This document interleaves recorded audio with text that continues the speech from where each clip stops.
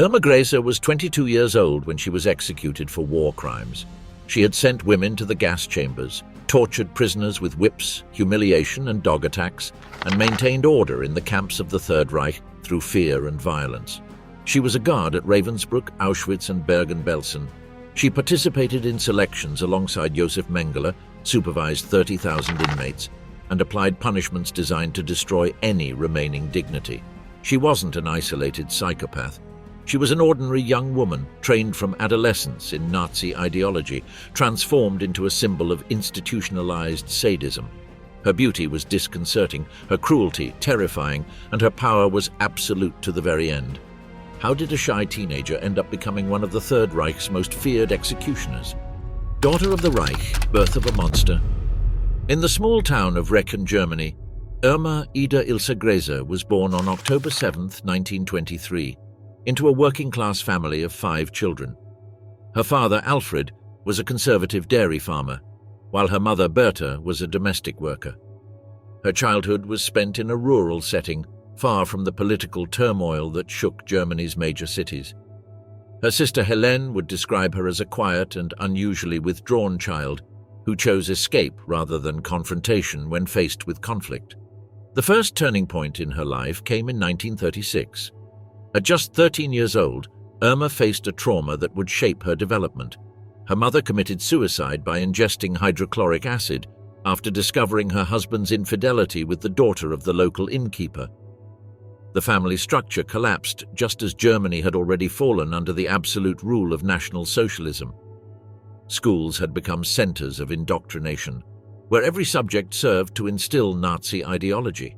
Hitler's portrait dominated every classroom, and young people daily absorbed the message of Aryan superiority and rejection of the inferior elements of society.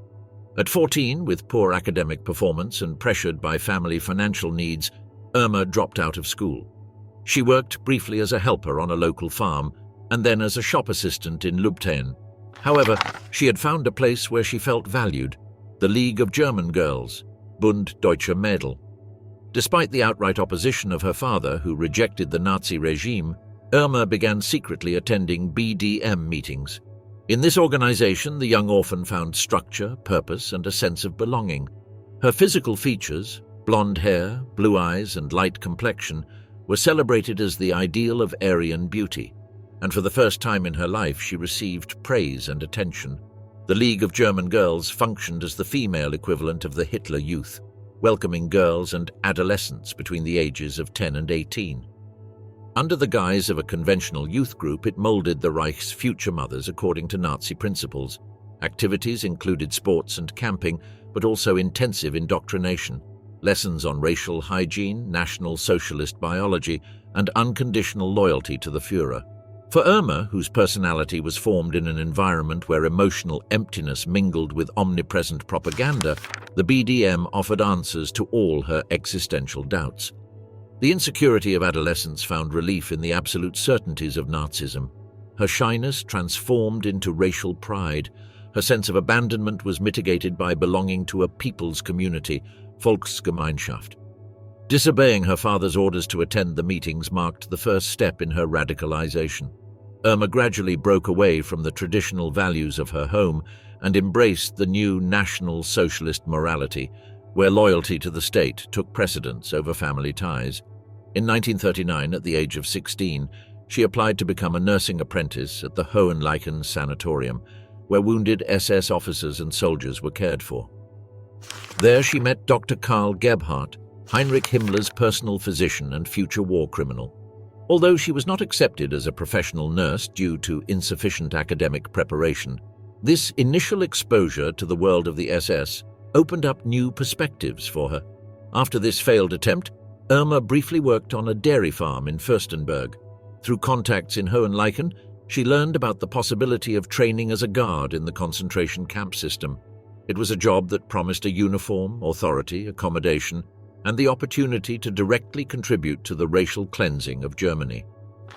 In July 1942, at just 18 years old, Irma Grese entered the Ravensbrück women's concentration camp as an aspiring Aufseherin, supervisor. Her journey from shy girl to devotee of the Third Reich was complete. The seed of evil had been sown in fertile ground. An emotionally vulnerable adolescent, educated in Nazified schools, removed from the moderating influence of her family, and constantly exposed to the glorification of violence as a method of purification. Ravensbrück, the blood ritual that forges executioners. Among the lush forests of Mecklenburg, about 90 kilometers north of Berlin, stood Ravensbrück, the only concentration camp specifically designed for women in the Nazi system.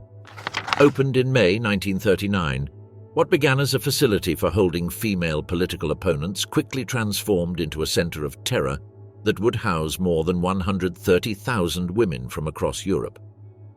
Upon her arrival in July 1942, Grese was assigned to the training program for Aufseherinnen, guards. The trainees lived in barracks separate from the rest of the camp and followed an intensive program designed not only to teach them procedures, but also to transform their mentality. The training began with a process of depersonalization. The candidates were assigned numbers, subjected to rigid military discipline, and instilled in them the fundamental idea of the concentration camp system. The prisoners were not human beings, but enemies of the Reich. This systematic dehumanization was the first step in turning young German women into instruments of state terror. Leading the training was Dorothea Binz, Ravensbrück's chief supervisor and one of the camp's most feared figures. Binz provided practical lessons in brutality. She taught new recruits how to administer punishment, how to maintain emotional distance from prisoners, and how to assert authority through violence. Her teaching method was simple. She rewarded cruelty and punished any display of empathy. During one of her first days, Grese made an unforgivable mistake by prison standards. She apologized to a prisoner after accidentally bumping into her in the formation yard. Binz's reaction was immediate and severe. In front of her fellow prisoners, Irma was harshly reprimanded and forced to stand for hours in the rain. The message was ingrained. At Ravensbrück, compassion was weakness. The lesson sank in.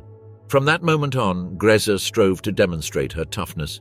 She meticulously observed Binz, studying her gestures, her way of walking among the prisoners, her icy gaze. She began to imitate her behavior. The admiration she developed for this sadistic mentor was evident to those who saw them together. A learning dynamic developed between the two, where Binz represented the role model and Grese the gifted student. Formal training lasted only a few weeks, but the real learning took place in daily practice. The trainee wardens accompanied the veterans on their rounds, observing how they handled different situations. They learned to suppress any act of solidarity among prisoners. The goal was to keep the inmate population in a permanent state of fear and defenselessness. After completing the initial period, Irma received her first instrument of power, a short braided leather whip. This tool, more symbolic than practical, represented her authority to punish. At first, she used it with some hesitation, but soon developed a style of her own. She struck prisoners for minor infractions, a sustained gaze, a step out of line, an unauthorized moment of rest. Each blow reinforced her hierarchical position and silenced any remaining moral conscience. The camp environment acted as a catalyst for this transformation. Ravensbrück operated under a regime of calculated terror where hunger, cold, disease, and grueling labor weakened the inmates. The guards witnessed suffering, degradation, and death daily. This constant exposure to the pain of others produced an anesthetic effect. The aberrant was normalized.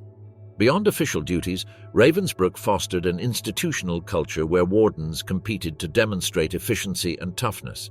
Collective punishments were organized in which all were required to participate, from prolonged formations in the rain to systematic beatings of prisoners designated as exemplary. Refusal to participate could be interpreted as a lack of ideological commitment. The indoctrination continued even during leisure time. The guards attended ideological lectures, propaganda film screenings, and party celebrations. They were encouraged to form relationships with SS officers, thus creating a network of personal loyalties that reinforced their adherence to the system. Among her duties at Ravensbrück was supervising the work commandos, groups of prisoners assigned to specific tasks inside and outside the camp. Grese supervised women working in textile workshops producing uniforms for the German army. The conditions were inhumane: 12-hour days, no breaks, and impossible production quotas. Her role was to maintain the pace of work through constant intimidation. She also learned to handle guard dogs, German shepherds trained to attack prisoners who attempted to escape. Exercises included unleashing the animals on designated targets, usually inmates being punished for minor offenses. This skill, which she would later perfect at Auschwitz, cemented her reputation as a feared figure. The highlight of her training at Ravensbrück came when she was assigned to witness an execution at the camp wall. 2 Polish prisoners had attempted to escape and were recaptured. As part of her advanced training, Grese was required to observe the entire procedure. She didn't look away when the shots rang out. She showed no reaction to the collapsed bodies. She simply took notes for her report. That emotional void marked a before and after. By the end of 1942, barely 6 months after her arrival, Irma had completed her basic transformation. Her efficiency, coolness, and willingness to obey any order distinguished her among her fellow guards. When the SS authorities requested experienced guards to reinforce the staff at the Auschwitz-Birkenau complex, her name appeared on the list of recommended candidates. Before leaving for Poland, Grese made one last visit to her family home. She arrived dressed in her black uniform, with the SS emblem on her collar as a silent declaration of her new identity. Her father, seeing her transformed into a representative of the regime he despised, slapped her and ordered her never to return. It was the definitive break with her former life. In March 1943, at the age of 19, Irma Grese was transferred to Auschwitz-Birkenau, the epicenter of the Jewish genocide. Ravensbrück had fulfilled its purpose, transforming her from a civilian into a perpetrator. The Queen of Hell, Auschwitz under her whip. In March 1943, under a leaden sky in occupied Poland, Irma Grese stepped off the train at the Auschwitz station. At 19 years old, this young woman arrived at the largest extermination center ever built. The Auschwitz-Birkenau complex, with its electric barbed wire fences, watchtowers, and smoking chimneys day and night, represented the perfect industrialization of genocide. The contrast between her angelic appearance and the brutality she would soon display in this macabre setting would earn her nicknames that would haunt her to the grave. The Beautiful Beast, the Blonde Angel of Death, the Hyena of Auschwitz. No other guard in the Nazi concentration camp would achieve such notoriety or leave such a deep mark on the memories of survivors. Upon arrival, she was initially assigned to the Birkenau women's camp, Auschwitz II, a sector that was constantly expanding due to the mass deportations of Jews from across Europe. Her first tasks were relatively minor: supervising work teams, checking correspondence, and overseeing food distributions. However, her dedication and prior training quickly caught the attention of her superiors. In May 1944, coinciding with the beginning of the mass deportation of Hungarian Jews, Irma was promoted to the rank of Oberaufseherin, senior warden.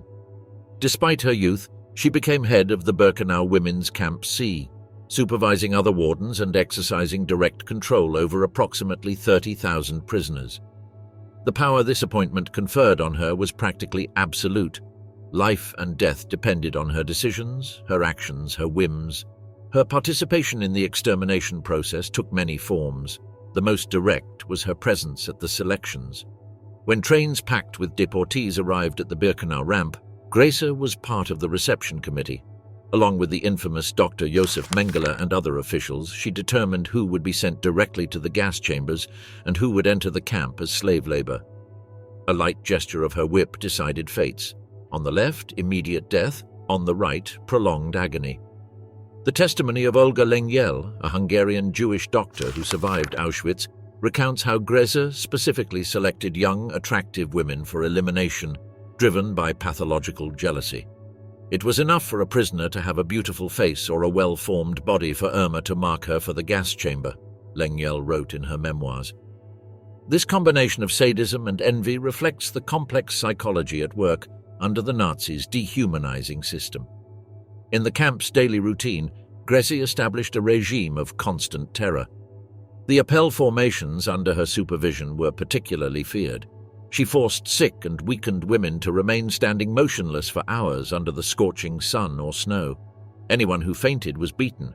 Anyone who tried to help a fallen comrade was punished with equal or greater severity.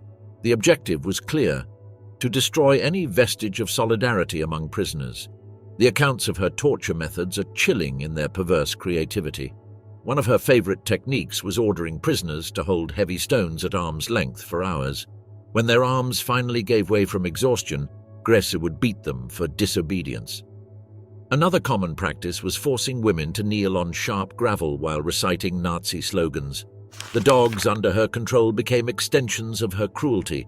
During a march of prisoners to the work sites outside, Grese would ride a bicycle alongside the column, her German shepherds running alongside. When a woman fell behind due to fatigue, she would order the animals to attack. Witnesses described how she would watch these attacks with visible excitement. Her eyes would shine and her breathing would quicken, they later testified in court. Another disturbing aspect of her behavior at Auschwitz was her fascination with medical experiments. She maintained a close relationship with Josef Mengele, whom she frequently accompanied on his visits to the medical block. According to testimony from prisoner medical personnel, Grese observed surgical procedures performed without anesthesia and showed particular interest in gynecological experiments that left victims sterile or severely mutilated. Dr. Gisela Perl, a Jewish gynecologist forced to treat Mengele, offered one of the most disturbing portraits of Grese. She was one of the most beautiful women I've ever seen. Her body was perfect, her face angelic, her blue eyes the most innocent imaginable. And yet Irma Grese was the most depraved, cruel and imaginative pervert I've ever met. This duality between appearance and interiority was what made her a symbol of banalized evil. The sexual dimension of his sadism was another recurring element in the testimonies. Several survivors recounted how Grese selected young prisoners for sexual abuse. He established power relations where the chosen ones temporarily received better treatment in exchange for submitting to his wishes. When he grew tired of them, he frequently sent them to the gas chambers. At the same time, she was in relationships with several SS officers, including engineer Fritz Hössler. She was seen walking arm in arm with him through the camp, behaving like a normal couple in the midst of hell. This ability to compartmentalize, acting normally in certain spheres while perpetrating atrocities in others, is characteristic of Holocaust perpetrators. In 1944, during the height of the extermination of Hungarian Jews, Auschwitz-Birkenau was operating at full capacity. The gas chambers and crematoria were in operation day and night. In this context of industrialized murder, Grese perfected her personal machinery of terror. Her presence in the camp was so feared that the sound of her boots on the gravel was enough to provoke mass panic. When she entered the barracks, recalled one Czech survivor, there was absolute silence. No one was breathing. We knew someone wouldn't make it out alive. This ability to inspire terror with her mere presence is characteristic of those who have fully internalized a system of domination. Around January 1945, with the Red Army advancing toward western Poland, the evacuation of Auschwitz began. Himmler had ordered that no prisoner capable of testifying should fall into Soviet hands. The infamous death marches then began, where thousands of inmates were forced to walk hundreds of kilometers in the middle of winter. Grese participated in the organization of these marches, selecting those who would depart and those who, due to extreme weakness, would be executed on the spot. On January 18, 1945, she finally left Auschwitz. Her initial destination was Ravensbrück, where she remained briefly before being transferred to Bergen-Belsen. She left behind a legacy of terror, blood, and perversion that would make her unforgettable for the survivors. The last throne of evil, Irma Grese in Bergen-Belsen. In the early months of 1945, as the Allied forces inexorably advanced toward the heart of the Third Reich, Irma Grese, barely 21 years old, met her final destination within the Nazi concentration camp, Bergen-Belsen. This camp, located in Lower Saxony, Germany, would become the final stage of her career as an instrument of state terror, and also the place where she would ultimately be captured by British troops. The evacuation of Auschwitz had begun on January 18, 1945, in the face of the unstoppable advance of the Red Army. Under strict orders from Heinrich Himmler that no prisoner capable of providing testimony should fall into Soviet hands, the SS organized the infamous death marches. Thousands of inmates, weakened by years of malnutrition and forced labor, were forced to walk hundreds of kilometers in the depths of winter in sub-zero temperatures with scant food and relentless surveillance. Grese actively participated in these evacuations, escorting prisoners on the journey to Ravensbrück. Surviving witnesses described her behavior during these marches as ruthless. She beat those who straggled behind, ordered those who collapsed from exhaustion to be shot, and maintained the same level of cruelty she had demonstrated at Auschwitz. After a brief stay in Ravensbrück, Irma was transferred in March 1945 to Bergen-Belsen. This camp presented a different reality than the previous ones. Originally established as a stay camp for prisoners with foreign documents that could potentially be exchanged for Germans held abroad, Belsen did not have gas chambers or facilities specifically designed for mass extermination. However, in the final months of the war, it had become the final destination for evacuations from eastern camps, causing a complete collapse of its infrastructure. Upon her arrival, Grese found an apocalyptic scene. Designed to house some 10,000 inmates, Bergen-Belsen now held more than 60,000 people crammed into barracks that were too small to accommodate. Food rations were practically non-existent. The health system had completely collapsed. Corpses piled up by the thousands with no way to bury them. Epidemics of typhus, dysentery and tuberculosis spread unchecked in an environment where prisoners slept crammed between the living and the dead. This structural decay, far from softening Grese's attitude, seemed to intensify her sadism.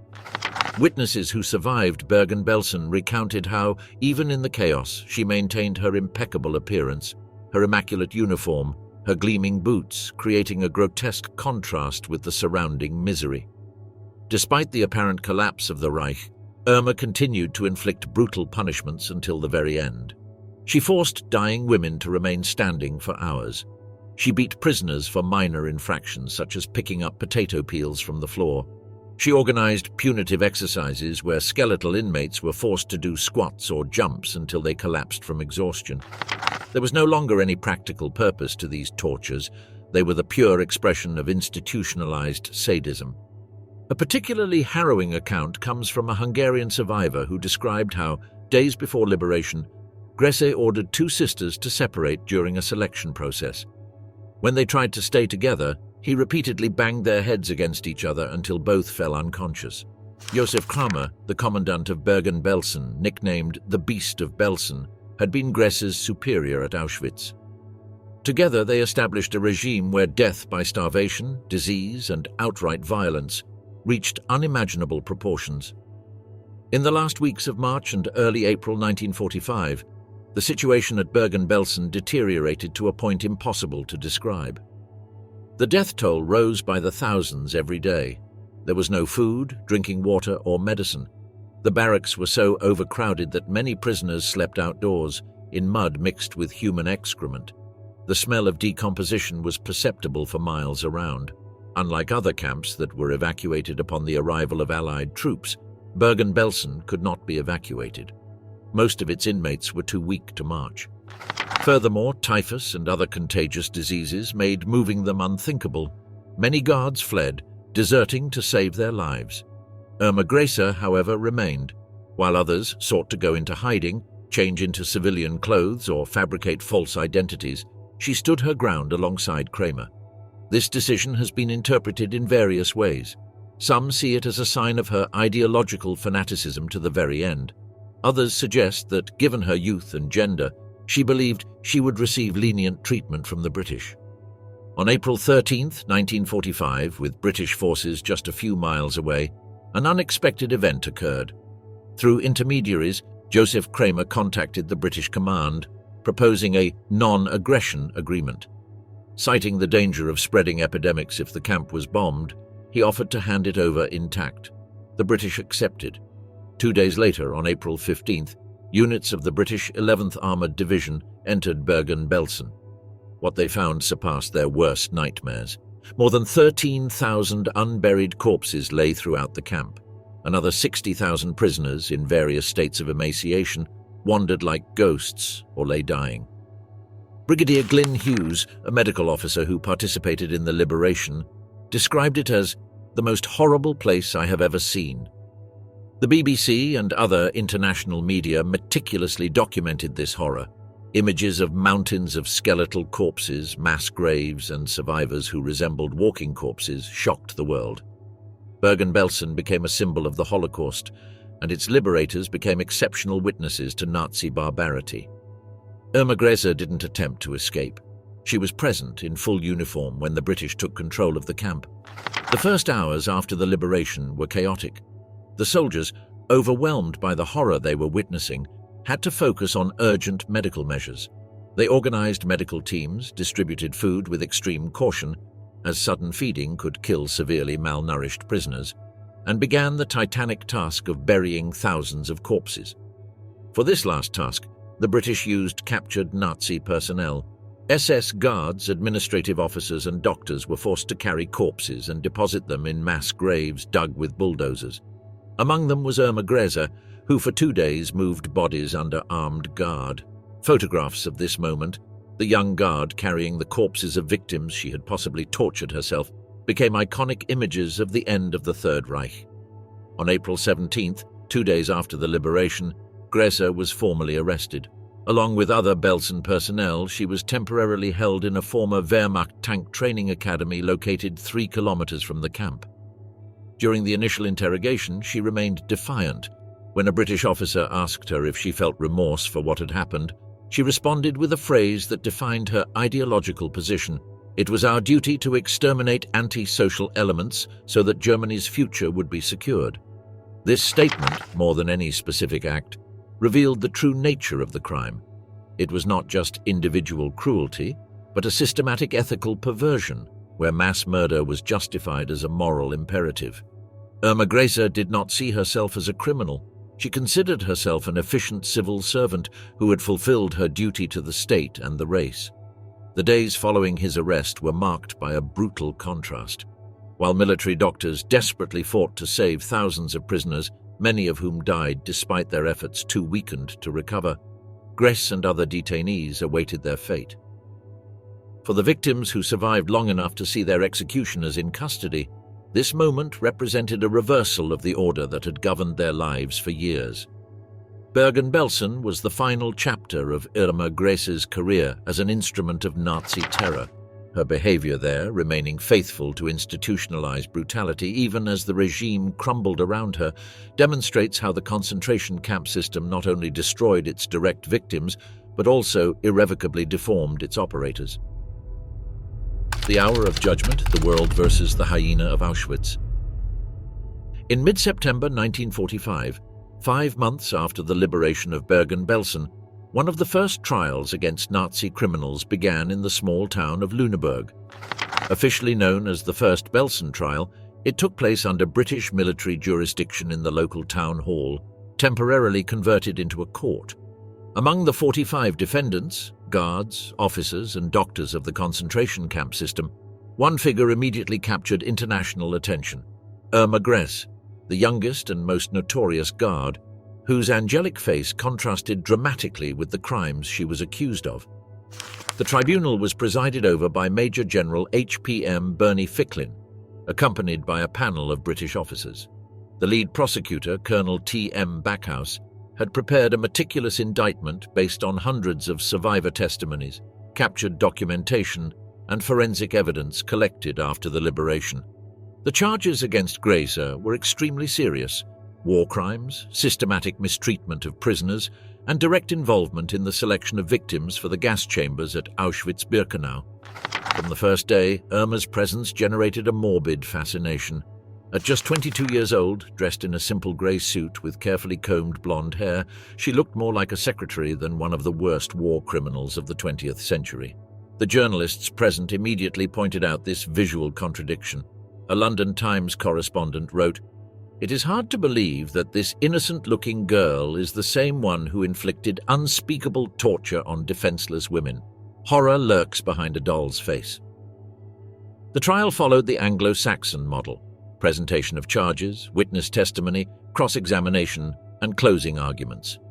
Grese was assigned a defense attorney, Major L.S.W. Cranfield, a British officer who took on the task with professionalism but without enthusiasm. The defense strategy was limited, denying the most serious accusations, downplaying her actual authority within the system, and portraying her as a young woman simply following orders from above. During her opening statement, Irma offered a sanitized version of her life. She claimed to have tried to become a nurse, but that the German employment service sent her against her will to Ravensbrück. She denied having voluntarily applied for work in the camps or having shown any ideological enthusiasm. She described her duties as purely administrative and supervisory, with no direct connection to the extreme violence attributed to her. Regarding the use of the whip, one of the items most mentioned by witnesses, he admitted to having carried it but downplayed its use. "It was a very light whip, and even if I hit someone with it, it would hardly hurt." This statement provoked murmurs of disbelief among the survivors present in the courtroom. He flatly denied having participated in selections for the gas chambers or having ordered executions. His strategy was clear: acknowledge the undeniable minimum and reject the most serious. The real impact of the trial came with the victim's testimony. For weeks, dozens of survivors of different nationalities, Polish, Hungarian, French, Czech, Dutch, took the stand to recount their experiences. Their statements, often punctuated by tears or moments of emotional blockage, built a coherent and devastating portrait of the defendant. A Polish witness, Ilona Stein, recounted how Grese brutally beat a prisoner who had picked up a piece of turnip from the floor to stave off her hunger. He kicked her repeatedly in the abdomen as she lay on the ground, screaming that she was a Jewish pig stealing German food. Another survivor, Helen Copper, described how Irma used her dogs against weakened prisoners. She ordered the animals to attack while she watched with an expression of intense pleasure. She never looked away for a second. Particularly shocking were the testimonies regarding her behavior during the selections at Auschwitz. Several witnesses agreed that Grese not only accompanied doctors like Mengele, but also carried out selections on her own initiative, sending women to the gas chambers out of whim or personal animosity. Dr. Ada Bimko, a Polish Jewish doctor forced to work in the Auschwitz infirmary, offered one of the most detailed accounts of Grese's involvement in medical experiments. She described how the accused regularly attended surgeries performed without anesthesia and showed particular interest in gynecological procedures that rendered victims sterile. Her expression during these sessions, Bimko stated, was one of absolute fascination, like someone watching a pleasurable spectacle. These accounts gradually built a picture of Grese not as a mere executor of orders, but as an enthusiastic perpetrator who went beyond her official duties to inflict gratuitous suffering. The testimonies revealed a woman who had found absolute power over other human beings, a source of personal gratification, and who had developed her own system of torture and humiliation. The defendant remained impassive throughout the proceedings. Sitting upright, her hands in her lap, she listened to the testimony without showing any visible reaction. No regret, no anger, no exalted denial. This coldness impressed observers as much as the atrocities described. A Manchester Guardian reporter described her as a statue in uniform, unable to grasp the magnitude of her actions or, more terrifyingly, fully aware but indifferent. During cross-examination, Grese consistently denied all specific accusations. To each statement she responded with variations of, "I don't remember that incident," or "that never happened." When shown photographs of corpses piled up at Bergen-Belsen, she replied that she oversaw only one section of the camp and was not responsible for the overall conditions. Her defense relied on the fragmentation of responsibility characteristic of the Nazi system, where each perpetrator could seek refuge in the formal limitations of their duties. Prosecutor Backhaus attacked this strategy during his cross-examination. "Are you saying, Fräulein Grese, that all these people from different countries, who did not know each other, who have taken the oath before this court, have fabricated the same details about your conduct? Do you think it's a coincidence that they all describe you using the same whip, the same dogs, and inflicting the same punishments?" His response was revealing of the mentality developed in the concentration camp system. These people are enemies of the Reich. They lie to get revenge. This phrase, more than any testimony, showed how the dehumanization of the victims remained intact in his mind, months after the fall of the Nazi regime. The contrast between her youth and the monstrosity of the acts described generated a debate parallel to the judicial process. Court-appointed psychiatrists examined her and found no signs of mental illness. Irma Grese was not a psychopath in the clinical sense. She was a product of an ideological system that had normalized genocide as state policy. This diagnosis was more disturbing than the idea of an unbalanced individual mind.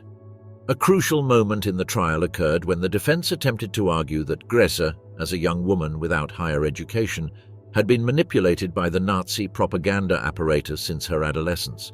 The prosecutor responded with a direct question: "Do you consider yourself responsible for any deaths at Auschwitz or Bergen-Belsen?" After a long silence, Irma replied, "No, I was just doing my duty." This response encapsulated the so-called banality of evil that Hannah Arendt would later describe: the capacity of ordinary people to commit extraordinary atrocities when these acts are presented as bureaucratic functions within a morally inverted system.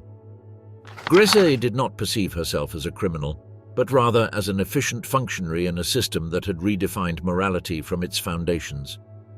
As the trial progressed, courtroom life took on its own routines. During breaks, Irma chatted quietly with other defendants, reading magazines or arranging her hair. This normalcy amidst tales of extreme horror was more disturbing to observers than any visible emotional response. Judge Bernie Ficklin commented privately that he had never seen such a young defendant with such control over her emotions. On November 17, 1945, after 54 days of proceedings, the tribunal issued its verdict. Of the 45 defendants, 30 were found guilty of war crimes. 11 were sentenced to death, including Irma Grese. She was the only young woman sentenced to death by hanging by the British in the 20th century, along with Elisabeth Volkenrath and Johanna Bormann, also concentration camp guards. Upon hearing the verdict, Grese showed no visible reaction. There were no tears, protests, or fainting spells. He simply bowed his head slightly in understanding. When the judge asked him if he had anything to say, he replied clearly, "I have nothing to add." The image of that 22-year-old blonde, condemned to die for crimes against humanity, spread across newspapers around the world. For many, she represented the moral enigma of the Third Reich, how a culturally advanced nation had turned ordinary young people into instruments of industrial genocide. Her serene face became an involuntary symbol of a generation deformed by totalitarianism. Hamelin, the day the hyena hung from the gallows. In the early hours of December 13, 1945, Hamelin prison in Lower Saxony, Germany, was buzzing with unusual activity. Under British occupation since the end of the war, this former juvenile reformatory had been converted into a detention center for Nazi war criminals. On that cold morning, preparations for a series of executions were underway. Among the condemned prisoners awaiting their final fate was 22-year-old Irma Grese, the youngest and most notorious prison guard in the concentration camp system. Since his death sentence on November 17th, Grese had been held in an isolated prison cell. During these weeks of waiting, his behavior baffled the British guards. He showed no signs of emotional collapse or pleaded for mercy, as other prisoners had done. On the contrary, he maintained a meticulous routine. He rose early, carefully arranged his hair, and spent hours reading or silently contemplating the walls. At night, according to reports from prison staff, he sang Hitler Youth songs in a low voice. The designated executioner for the executions was Albert Pierrepoint, the official executioner of the British Crown. Pierrepoint had acquired a reputation as a meticulous professional who sought to minimize suffering through impeccable technique. For each condemned man, he scientifically calculated the exact length of the rope and the distance of fall required to cause instant death by cervical fracture, based on weight, height, and physique. Days earlier, Pierrepoint had visited Hamelin to take these measurements. With a tape measure in hand, he recorded that Irma Grese was 1.65 meters tall and weighed approximately 50 kilos. With this information, he determined that a fall of 2.32 meters would be required to guarantee immediate death. He recorded these calculations in his logbook, along with those of 10 other condemned men who would be executed sequentially that day. The executions were organized with military precision. The women were hanged individually, while the men were hanged in pairs on another gallows with a double trapdoor. The order was established alphabetically. Elisabeth Volkenrath was the first woman led to the scaffold. Irma Grese was the second. At 9:23 a.m., after Volkenrath's execution, Pierrepoint's orderlies approached Grese's cell. The officer in charge called her name, Irma Grese. According to protocol, her hands were tied behind her back with a leather strap. She was allowed to wear her own clothes, a simple dark dress, stockings and flat shoes.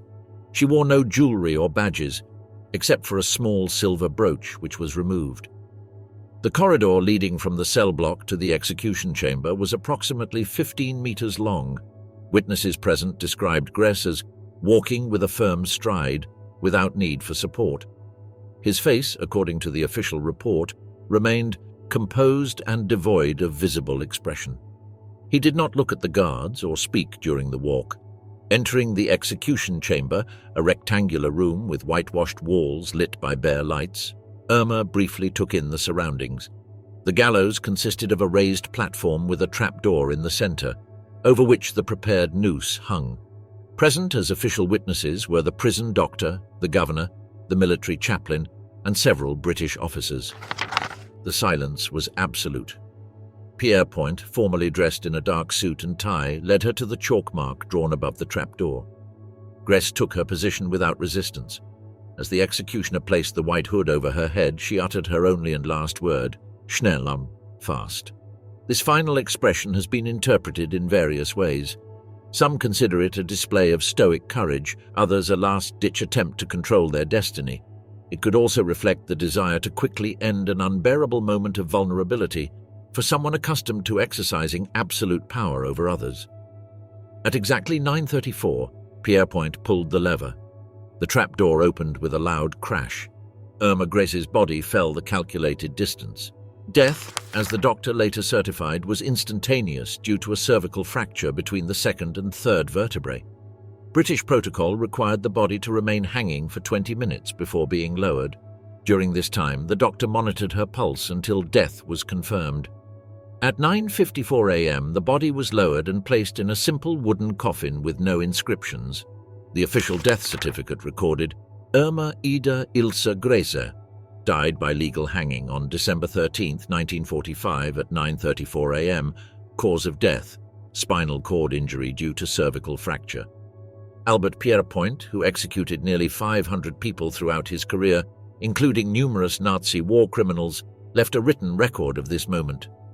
In his memoirs, published decades later, he dedicated a brief paragraph to Grese. She was young and physically beautiful. She climbed the scaffold unaided and looked at those present without visible fear. She showed no remorse. She died instantly.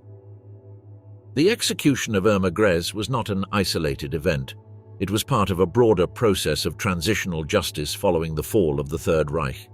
That same day, 10 other convicts from the Belsen trials were executed, including Josef Kramer, camp commandant, and Elisabeth Volkenrath, chief supervisor. These executions represented the practical application of the principle established at Nuremberg: crimes against humanity must be punished, regardless of whether they were committed under superior orders. For camp survivors, news like Grese's execution offered some sense of closure, though many expressed that no punishment could truly compensate for what they had experienced. Magda Hellinger, a Hungarian Auschwitz survivor, declared, "Her death doesn't bring back those she murdered, but at least it shows that even the most beautiful monsters eventually face consequences." The international press covered the executions extensively. The Times of London published, "Justice in Hamelin, Belsen executors executed." The New York Times headlined, "Beauty Falls, Irma Grese, hanged by British." These news stories generated mixed reactions. For many, they represented necessary justice. For others, they raised uncomfortable questions about capital punishment, even when applied to war criminals. What made Grese's execution particularly shocking was her youth. At 22, she was the youngest woman executed under British jurisdiction in the 20th century. Her angelic appearance contrasted dramatically with the monstrous acts she had committed. This contradiction fueled disturbing questions. How had a seemingly ordinary young woman reached such extremes of cruelty? What did this reveal about human nature and the power of totalitarian indoctrination? After the execution, following standard British procedures, Irma Grese's body was neither returned to relatives nor taken to a public cemetery.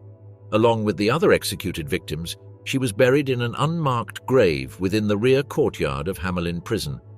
This practice was intended to prevent graves from becoming pilgrimage sites for Nazi sympathizers. Only a number identified each body, with no headstones or ceremonies. Grese's coffin was placed in a trench dug for the occasion, just meters from the gallows where he had fallen.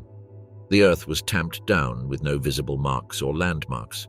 The military chaplain delivered a brief prayer, not out of respect for the deceased, but as an affirmation of the humanitarian principles that the process of justice sought to restore. Irma's personal belongings, few and of little value, were inventoried and stored. Among them was a small diary in which she had written some reflections during her time in prison. Although the full contents were never revealed publicly, the officers who examined it noted that it primarily contained reflections on her childhood and some references to her persistent belief in Nazi ideology. There was no mention of repentance. With her execution, Irma Grese became a symbol of several simultaneous phenomena: the capacity of totalitarianism to corrupt ordinary young people, the banality of evil personified by direct perpetrators, the role of women in repressive systems, and the difficulty of applying conventional justice to unprecedented crimes. Her death did not answer these questions, but it raised them clearly for future generations. On December 13, 1945, at 9:34 a.m., Irma Grese's life ended. Her legacy of horror, however, would live on in the testimonies of those who suffered under her command. The cursed tomb, the grave that never rests. For almost a decade, Irma Grese's body lay forgotten beneath the rear courtyard of Hamelin prison, alongside the remains of other war criminals executed by the British. No headstone, no flowers, no commemorative ceremonies. The silence surrounding her grave seemed a symbolic attempt to erase her existence, as if the earth could absorb not only her physical remains, but also the memory of her crimes. However, in 1954, political and administrative circumstances disrupted this deliberate forgetting. That year, as part of the process of normalizing relations with the new Federal Republic of Germany, the British authorities decided to return control of Hamelin prison to the German administration. This transfer raised a practical question: what to do with the unmarked graves in the courtyard? The authorities agreed to exhume the remains of the 91 executed men, including Grese, and transfer them to the Hamelin Municipal Cemetery, specifically to a section called Am Vale. The exhumation process, carried out discreetly to avoid publicity, was meticulously documented. Forensic experts identified each body using dental records and preserved physical characteristics. Irma's remains were removed, placed in a new coffin, and prepared for relocation. Those hands that had beaten, tortured, and selected victims for death were now mere fragile bones handled with latex gloves by silent officials. The transfer to the Am Vale Cemetery sparked controversy. Holocaust survivor groups protested what they considered a dignified burial for war criminals. The German Jewish community, undergoing reconstruction, expressed concern about the possibility of these graves becoming pilgrimage sites for neo-Nazi sympathizers. Meanwhile, some relatives of those executed demanded the right to mark the graves with names. The solution was an awkward compromise. The bodies would be buried in individual plots, but without visible names. Only small wooden crosses, paid for by relatives who specifically requested them, would mark some graves. Grese's received one of these crosses, paid for by a sister who always kept a low profile and never spoke publicly about her. What the authorities couldn't control was the unofficial knowledge of the exact location of each grave. Through rumors, leaked information, and maps kept by former cemetery employees, neo-Nazi groups identified the plot where Irma lay. In the late 1960s and early 1970s, flowers, small flags with forbidden symbols and handwritten notes began to appear periodically. For certain extremist circles, the Beauty and the Beast had become a martyr, a victim of the punishment meted out by the victors. This disturbing phenomenon illustrates a recurring pattern in post-conflict societies: the transformation of perpetrators into political symbols. Through marginal publications, clandestine pamphlets, and later internet forums, Grese's image was distorted. Her crimes were minimized. Mitigating circumstances were exaggerated. Narratives were fabricated that portrayed her as a self-sacrificing young patriot. Faced with this emerging cult, the German authorities adopted stricter measures. In 1985, all wooden crosses were removed from the Am Vale sector. The area was leveled and covered with uniform grass, eliminating any visible landmarks. Official records indicating the exact location of each grave were classified. The intention was clear: to create an administrative obscurity that would hinder neo-fascist veneration. However, this decision sparked debate among historians and historical memory specialists. Some argued that the deliberate erasure of these graves represented a form of collective evasion, an attempt to eliminate not only the symbols but also the necessary reflection on how ordinary citizens had become perpetrators.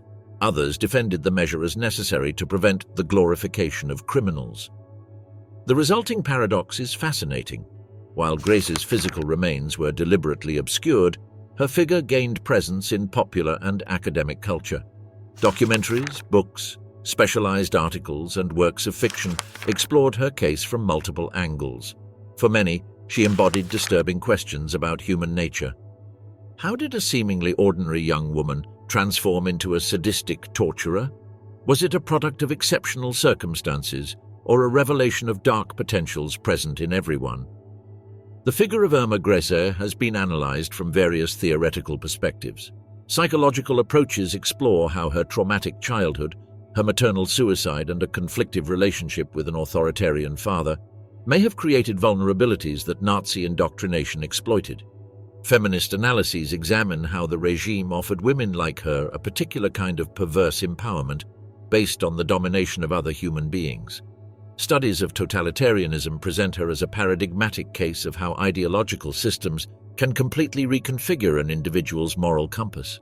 The philosopher Hannah Arendt provided conceptual tools for understanding cases like hers through her analysis of Adolf Eichmann. The concept of the banality of evil, the idea that extreme atrocities can be committed by ordinary people following orders within bureaucratic systems, illuminates aspects of Grese's behavior. Like Eichmann, she showed no signs of prior pathological sadism or obvious disorders. Her evil emerged and developed within the concentration camp ecosystem. Psychologist Philip Zimbardo, known for the Stanford prison experiment, would use cases like Grese's to develop his theory of the Lucifer effect, how situations of absolute power transform human behavior.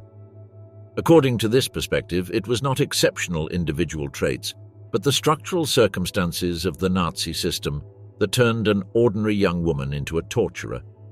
In 1995, 50 years after their execution, a controversial proposal emerged to relocate the remains of Nazi war criminals to an unidentified location, possibly the sea. Proponents argued that this measure would definitively eliminate the problem of pilgrimage graves. Opponents believed it would constitute a form of historical revisionism, an attempt to erase not only the bodies, but also the physical evidence of the trials that had established their guilt. Ultimately, the proposal was rejected, but the debate revealed how, decades later, the issue remained unresolved.